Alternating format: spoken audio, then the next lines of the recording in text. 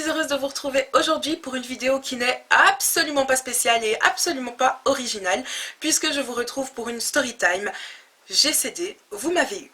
Vous étiez tellement, mais tellement à me demander de vous en refaire que j'ai pas eu le choix. Enfin, si j'ai eu le choix, mais j'ai voulu vous faire plaisir, donc me revoilà avec une story time. Mais comme j'ai dit la dernière fois, voilà, j'en fais moins qu'avant. Mais vous aimez tellement ça que je peux pas arrêter d'en faire. J'ai cherché ce que je pouvais bien vous dire. Et puis je me suis souvenue d'une petite histoire qui m'est arrivée. Ça va être assez court je pense. Mais c'est assez marrant. Alors là je vous donne le droit de vous moquer parce que j'ai... Je vous donne le droit de vous moquer, vous allez comprendre. Je vous plante le décor. Il était une fois, je portais une chemise. J'ai porté l'arme du crime aujourd'hui pour vous expliquer. En fait, cette chemise, c'est une chemise que j'ai achetée... chez les hommes, en fait, dans le rayon des hommes.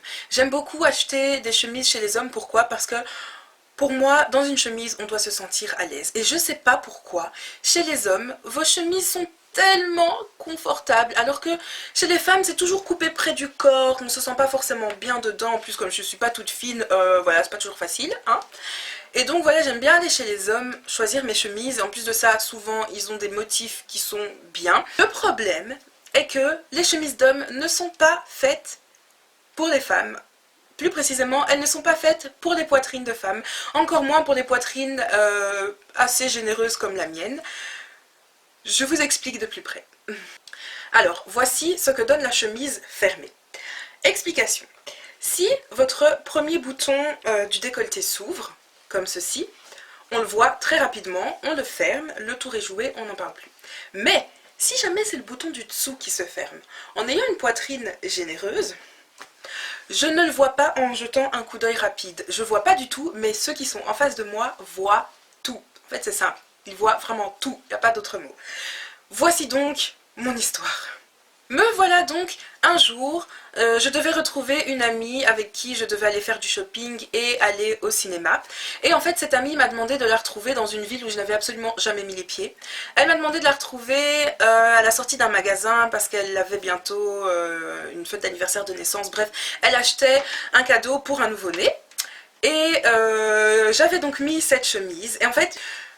puisque les chemises d'hommes ne sont pas faites pour les femmes et ne sont pas faites pour accueillir une poitrine, elles ont tendance à s'ouvrir, chez moi en tout cas, et du coup je porte un débardeur comme ceci en dessous.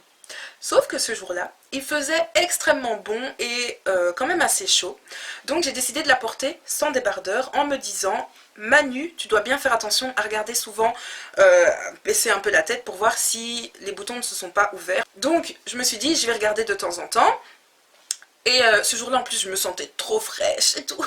Parce que j'avais mis un rouge à lèvres bien flash, mais ça passait. J'aimais trop ma tenue, j'avais assemblé les couleurs, les bijoux et tout et tout. Enfin bref, je me sentais trop bien. Donc je sors, je suis fière, je marche la tête haute et tout. J'avance, tout se passe bien. J'arrive dans Bruxelles et là, je commence à me sentir fortement observée. Je regarde autour de moi et je vois qu'il y a pas mal d'hommes qui me regardent. Je me dis, c'est le soleil. Vous savez que quand il y a du soleil, les hommes ils se sentent plus trop, ils commencent à se dire il y a moyen avec tout le monde, donc ils vous regardent avec insistance, ce qui n'est pas toujours très agréable. Et voilà, au début en fait ça flatte, hein, on laisse passer, mais à un moment ça commence à devenir assez pesant. Donc je décide d'ignorer les regards, et là je me rends compte que les femmes aussi elles me regardent. Je me dis c'est sûrement à cause de mon rouge à lèvres, parce que si tu mets un rouge à lèvres assez voyant, assez flash, c'est normal que ça attire le regard. Donc, j'attire pas plus attention que ça à ça, j'avance, je continue ma route. Puis je croise un gars, il avance enfin, il a la direction opposée de moi, donc il avance comme ça, moi je suis dans l'autre sens. Il me regarde de la tête aux pieds et puis il me dit « Ma sœur, Dieu t'a bien formée, hein ». Je me dis le gars là, il a un problème. Mais passons. Je fais pas de remarques, vous me connaissez, moi je cherche pas les embrouilles, donc je continue ma route. Et je vois les hommes, de plus en plus ils me regardent. Ils me font des clins d'œil, des sourires, des comment ça va, je peux t'accompagner, on va boire un verre, blablabla. Je les repousse, gentiment, et je décide quand même de... Enfin, je regarde quand même vite fait sur ma chemise pour voir s'il n'y a pas un bouton qui s'est ouvert, parce que je comprends pas comment ça se fait. Et je vois, il n'y a aucun bouton qui est ouvert. Le truc c'est que, comme je vous ai montré, le bouton du dessous, moi je le vois pas. Retenez ça.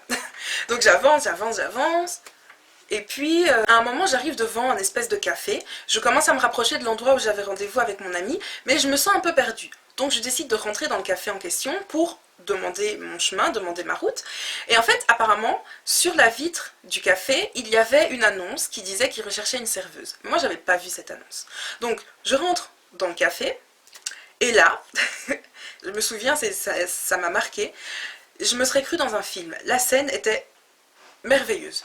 Le serveur ou je sais pas le gérant avait quelque chose, était derrière le comptoir, il avait quelque chose en main, dans les deux mains, il les a lentement déposés sur le comptoir en me regardant pendant que je lui disais bonjour, et puis il me dit bonjour, et là j'allais poser ma question, j'étais prête à ouvrir la bouche pour continuer, et il me dit vous venez pour l'annonce, parce que si vous venez pour l'annonce, j'ai même pas besoin de votre CV, vous êtes engagé direct. Je me suis dit ok, stop. Il y a quelque chose qui se passe. Donc dans ma tête, je me suis dit, à la minute où je sors d'ici, je sors mon miroir, je commence à me scruter de la tête aux pieds pour savoir ce qui se passe. Du coup, je lui réponds, non, en fait, je suis juste un peu perdue, je pense que je suis pas très loin de ma destination, je cherche le magasin X, etc. Est-ce que vous pouvez m'indiquer la route? Et il me dit, ah d'accord, oui, tout à fait, la route c'est par là. Il me dit, vous êtes sûr que vous n'êtes pas intéressé? En tout cas, si toutefois vous l'êtes, vous revenez, la place est pour vous, etc. Donc je lui dis merci, c'est gentil. Je repars, je comprends pas ce qui se passe, je sors mon...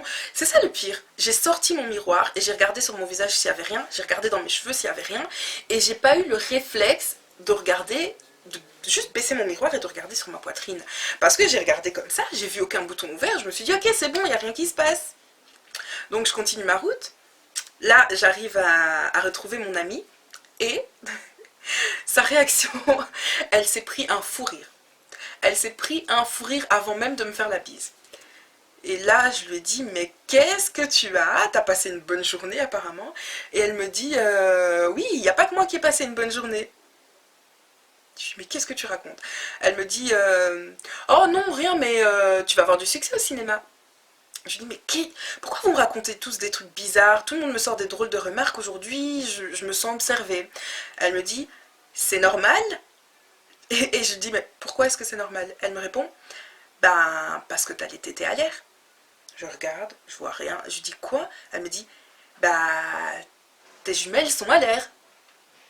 Mes jumelles sont à l'air. Mais du coup, quand elle me dit ça, je décide de tendre ma chemise, décider à lui dire, mais qu'est-ce que tu racontes? Je comprenais pas. Sauf que je vous fais la scène, ça a plutôt fait un truc du style.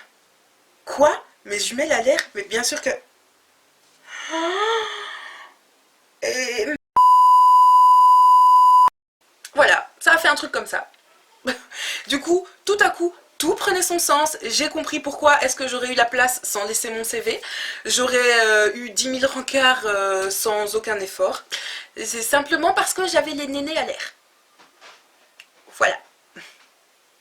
Du coup, voilà mon histoire. C'était assez court, mais assez drôle, je crois. Parce que croyez-moi, ça vous marque. On se sent mais tellement bête à ce moment-là, mais tellement bête. Je me suis dit en plus, j'ai sorti mon miroir, j'ai regardé. Pourquoi j'ai pas regardé plus bas et blablabla. Je me dis mais non quoi. Mais la honte. Mais est-ce que vous savez comment on se sent dans ces moments-là? Oh, j'avais juste envie de me faire toute petite et de disparaître. Mais elle s'est quand même bien foutue de moi et encore aujourd'hui, je crois, elle se fout bien de moi. Bah voilà, mais je suis toujours vivante, comme on dit, le ridicule ne tue pas.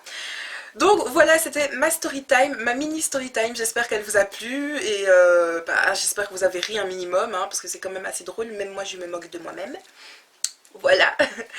Donc je vous fais des gros bisous, je vous dis à très bientôt pour une nouvelle vidéo, je vous aime très très très fort et comme d'habitude, n'oubliez pas de prendre grand soin de vous. Bye.